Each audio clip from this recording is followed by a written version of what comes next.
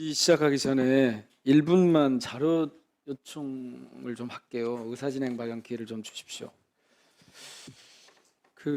배드민턴 협회가 보니까 후원사 요넥스로부터 페이백 합의를 맺어서 30%의 물품지원을 받았다고 하거든요. 근데 자료를 안 줘요.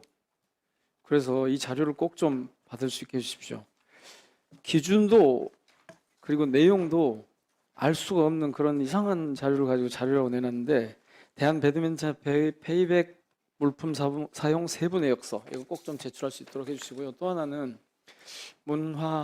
문체부인데, 문체부가 지난 7월 31일이래요. 그러니까 지난달 31일에 아시아문화중심도시 조성위원회 소속을 대통령 소속에서 국무총리 소속으로 바꾸는 개정안을 입법 예고를 했거든요.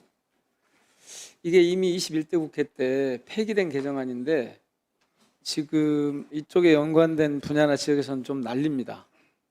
관련해서 문체부 자료 요청을 하는데 하나도 안 주고 있습니다. 이 두 가지 자료를 꼭 받을 수 있게 해주십시오. 장관님, 이 자료는 뭐 문제가 있습니까? 제출하는데. 아니요, 뭐 별 문제는 없는 것 같은데요. 예, 최대한 빠른 시간에 네, 성실하게 알겠습니다. 협조해 주시기 바랍니다. 예, 그렇게 하겠습니다. 장관님, 네네. 독도는 누구 땅입니까? 대한민국 땅이죠. 그렇죠. 그런데 지금 윤석열 대통령과 기미다 호미오 총리 간에 정상회담 한 다음에 제가 한번 읽어볼게요. 1조 5천억 예산을 들여서 후쿠시마 해고염수 방류를 사실상 측면 지원했다. 사도광산을 아낌없이 양보했다. 초계기 갈등도 5년 만에 봉합했다. 사과도 없었다. 외교부 공식 자료에 일본 정치인의 수십 년 망한 자료가 통째로 삭제됐다. 국방부가 독도를 연토 분쟁 중이라고 적었다가 자료를 회수했다. 3.1운동이 하얼빈 임시정부에서 시작됐다는 홍보물을 올렸다 삭제했다. KBS에서 광복절 새벽에 기미가요가 흘려나왔고 지하철 안국역에선 독도 조형물이 철거됐다. 도대체 왜 이런 일들이 벌어지고 있다고 생각하십니까? 문화부 장관이시니까 아마 잘 아실 것 글쎄요, 같습니다. 뭐 제 입장에서는 예. 뭐 독도가 우리 땅이라는 거는 뭐 이미 두말할 필요 없죠? 두말할 필요도 없는 거죠. 그러니까 뭐 각 사안마다 뭐 나름대로의 다 이유가 있겠다고 말할 수 있겠지만요. 저희 문화체육부 입장에서는 뭐 전혀 뭐 그런 거에 대한 이견을 달 생각도 없고요. 한 가지만 더 해줄게요. 대한민국 건국이 1919년입니까? 1948년입니까? 저는 그 얘기는 예전에도 얘기를 많이 했거든요. 예전부터 했는데 지금까지 예. 명확하게 안 하셔서 제가 오늘 명확하게 아니, 여쭤보겠습니다. 명확하게 얘기를 했는데 사실은 뭐 그런 부분 잘 앞에는 얘기를 안 하고요. 문제는 뭐냐면 항상 우리 헌법에도 우리 상해 임시 정부의 그 정신을 이어받아서 이 대한민국 정부가 수립됐다는 게 다 나와 있지 않습니까? 틀림없죠. 그런데 네, 서로 다 인정하면 되는 건데 그런데 자꾸 인정하지 않는 상황이 벌어지니까 인정하는 거죠. 인정하고 합법적인 제가 대한민국 조금 전에 정부가 읽어드렸잖아요. 네, 수립됐다는 게 건국 60년 48년이다. 위대한 국민 새로운 꿈 책 기억하시죠? 네네. 그럼 예전에 60년 때 예. 자, 60년대 그러니까 건국 60년 그때 1948년 8월 15일을 대한민국 건국일로 봐야 한다. 이 책의 내용이에요.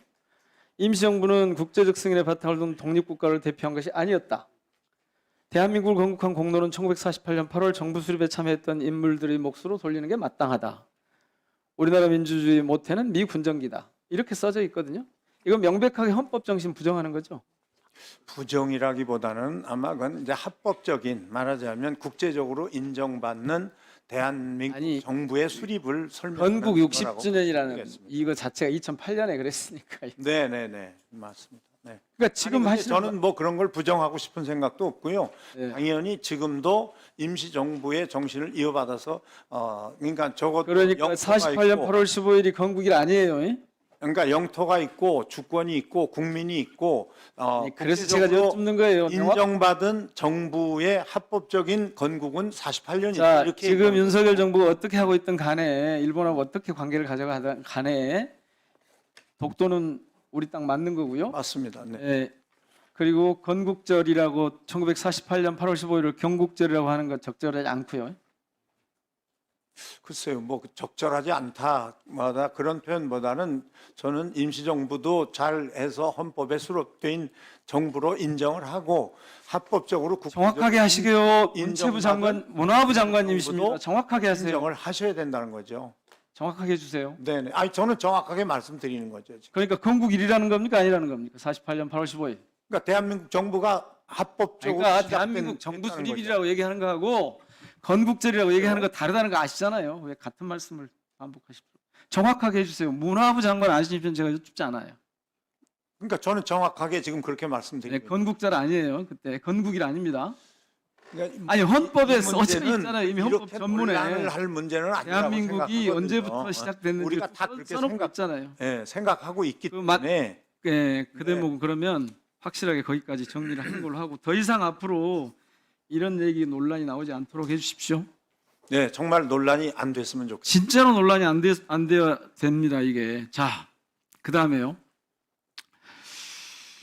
장관님 지금 네, 대한체육회하고 배드민턴 협회가 좀 엉망이 됐고 팬들은 지금 난리가 아니죠. 네, 그렇습니다. 아까 뭐 저런 그 우리 존경하는 신동욱 의원님 변호사 저도 저거 보고 뭐 저렇게도 하나 그런 생각이 들었는데 결국 이 문제의 핵심은 뭐라고 보십니까? 왜 이런 상황이 벌어졌다고 보십니까? 너무 낡은 관행, 오래된 습관, 그 다음에 저는 정말 체육을 생각하고 체육인을 생각하는 정책이면 되는데요. 이게 너무 좀 사유화돼 있다. 그러니까 체육이 정치 조직화돼 있다. 저는 그렇게 생각하고 있습니다. 그거 반드시 고쳐야 됩니다. 확실히 고칠 거죠? 그렇습니다. 예. 이번 감사가 이제 9월 말에 끝난다 그러니까 그때까지 기다릴 수 없어서 제가 여쭙는 건데 네. 감사 결과에 명백한 하자가 있으면 극단적인 조치가 나올 수 있다. 극단적인 조치란 대표팀의 선임을 원천적으로 무효하는 것을 말한다부터 시작해서 근본적인 조치가 나올 걸로 기대해도 되는 거죠. 네, 그렇습니다. 정확하게 보셨습니다. 협회를 첫 번째 선수 중심으로 운영하지 않는다. 두 그렇습니다. 번째 임원들이 사유한다. 이것 때문에 지금 이런 문제가 막 벌어지고 있는 거고 그 문제 의식을 정확하게 장관님 하고 계시는 거네요. 그렇습니다. 네. 예. 그러니까 올해 가을이 지나고 나면 대한체육회와 종목 단체들이 다 정상화되고 이게 선수 중심으로 운영이 되고 선수촌 관리도 선수 중심으로 이루어지고 기존에 있었던 구태들이 다 사라질 네. 거다 이렇게 기대해도 되는 거죠. 물론 뭐 금방 하루아침에 아니 다 그러니까 고쳐지기는 그런 기대를 어렵겠지만 저희가 갖고 그렇게 기대를 뭐 그리고 해주셨으면 좋겠습니다. 축구협회 같으면 지금 그 협회장을 계속해서 연임할 수 있도록 하는 예외 조항이 있거든요. 그거 가지고 지금 장난을 치려고 스포츠 하는데 공정위원회에서 그것도 뭐 허락을 정확하게 하면 정리하실 거고요. 네, 그렇습니다. 그러면 우리가 올가을이 지나고 나면은 정몽규 대한축구협회장은 더 이상 볼 수 없겠죠? 그거 뭐 물론 이제 예. 공정위원회 대한체육회가 정리를 할 건데요. 예. 그 전에 이제 뭐 그 공정위원회 자체가 지금 공정을 저희들이 의심받고 따로 따져 보겠지만 네. 따로 기회를 여기서 갖기로 돼 있지만 하여튼 이 그렇게 되기를 문제를 바라고 있습니다. 저는. 예. 네. 장관님이 주도적으로 네. 네, 우선 뭐 사실은 스포츠와 지도자를 위한 체육 정책으로 전환을 해야 되고요. 또 우리가 대표 선수를 만드는 그 과정, 선발하는 과정, 또는 훈련하는 과정, 뭐 이런 것들이 너무나 이제 우리가 일반 국민들이 받아들이기 어려운 그런 많은 조항들이 있습니다. 그래서 그런 정관이나 내지는 이런 것부터 전부 다 하여간 개혁을 할 건데요. 이제 문제는 그동안에 체육을 자율성을 주고 또 우리가 IOC나 FIFA 같은 데서 끊임없이 정부의 간섭을 배제한다는 굉장히 그 목소리를 많이 높이고 있는 부분이 있습니다. 그래서 그런 부분과 접촉되지 않도록 저희들이 최대한 진정한 스포츠를 위한 정책으로 거듭나도록 그렇게 하겠습니다.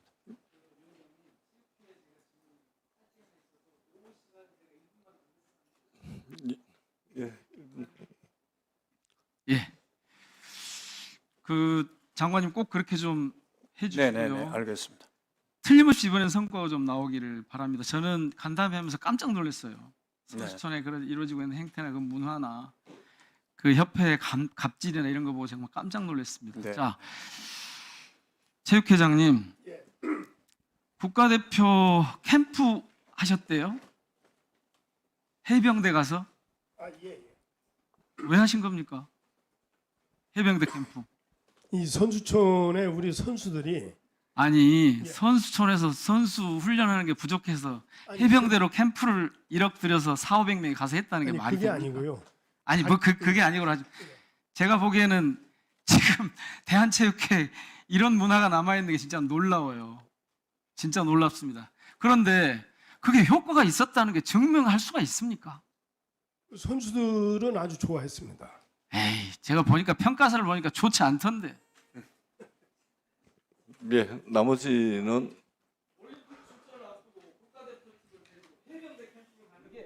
대한민국 21세기에 이게 맞는 얘기예요. 의원님 말씀대로 훈련을 하라고 간 게 아닙니다. 정신 교육하고 멘탈 강화하는 그런 아니 왜냐면은 옆에 다른 종목의 선수들하고 교류가 안 되기 때문에 그러니까 그 군대 가서 해요? 다른 데보다도 오히려 거기가 저희는 효과적이라고 생각을 했던 겁니다. 그렇게 하시니까 지금 대한체육회가 이 모양이 된 거예요. 아니 올림픽 앞두고 있는 국가대표 선수 다 모아가지고 해병대 가서 2박 3일간 캠프를 해요. 그리고 아무 경기 역량에 도움이 안 되는 이상한 훈련도 했던데. 예, 나머지 부분은 보충 질의 시간을 해주시기 바랍니다. 자, 다음은